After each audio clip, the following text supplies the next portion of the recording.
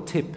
If you want your children to start praying, among the first things you got to do is, as soon as salat arrives, make it a habit that you stop everything.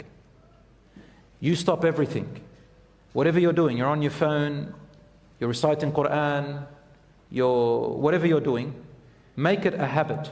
Doesn't matter if it's 8 out of 10 times, because sometimes you can't. Stop it in front of your children and let them see that the majority of the time you stop as soon as the salat comes and you get up and make salat. If you're a father and you go to the masjid, or you pray at home, or you're a mother, or you're a brother, or you're a sister, it doesn't matter who you are.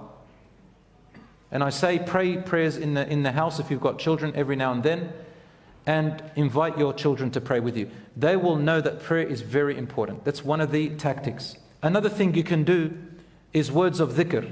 Whenever you leave your house, enter your car, come back home, go to sleep, wake up, make sure your dhikr is said out loud if your children are still small. Say it loudly and encourage them to say it with you, such as when you get in the car.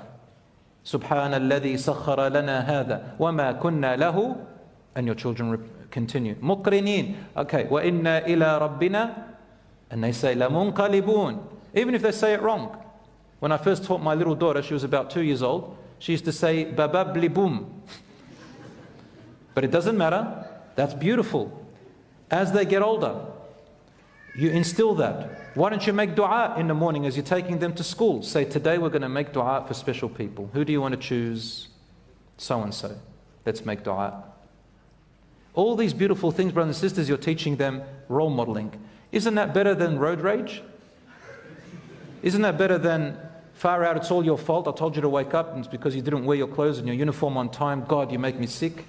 That's what parents do. I hear them all, they're saying that.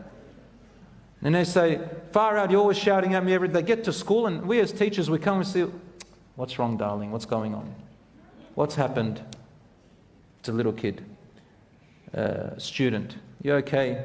It's just my parents, you know, just had a fight with my brother and sister. Make the morning, wake up a bit earlier and make it a little bit more time for this. Teaching them to say Bismillah before they eat. Everybody does that. If they continue to do that and teach their children, that's an ongoing legacy for you. Being involved in their interests and their activities. Ask, what are their activities? Don't put it down. Don't say, why are you wasting your time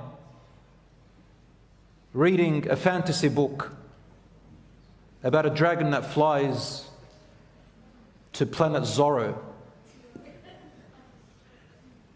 Sit down with her. Sit down with him. Say, let's read it together and let's see what we're learning over here. Why don't you become a teacher?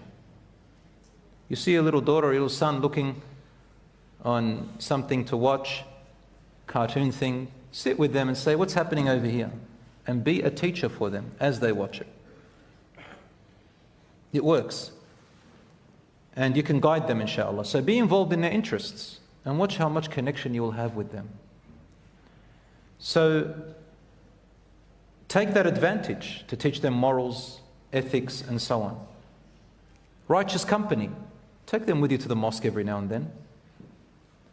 Of course, if you know that they're going to run amok in the masjid and you know your child's like that, maybe bring them in times when you know there's going to be less harm. And as they get older, inshallah, bring them to the masjid.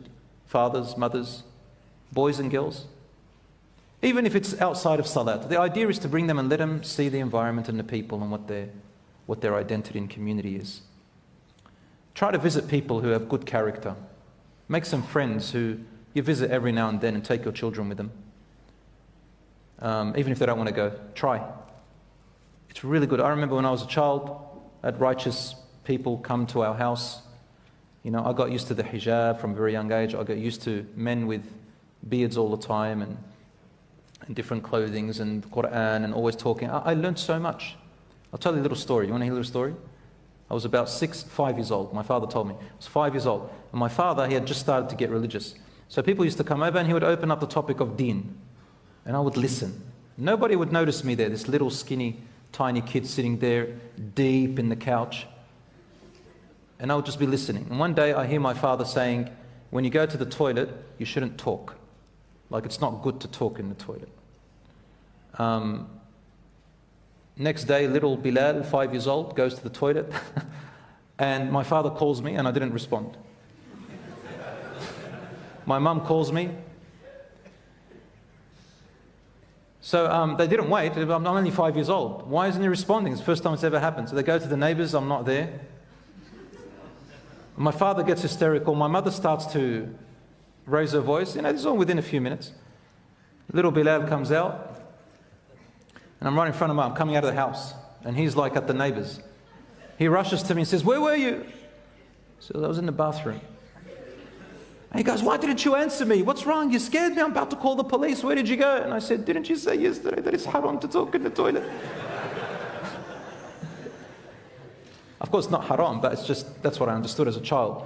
Instead, wallahi, he carried me, started making round the world twists with me, and he laughed and says, "Wallah, you're right. That is true. I did say that. Like, Allah yarda alak, may Allah make you righteous." I still remember it till today.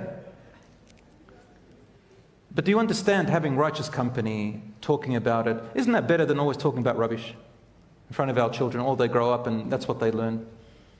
So let us, insha'Allah, know that they are an amana and that they will benefit us after we die, insha'Allah ta'ala.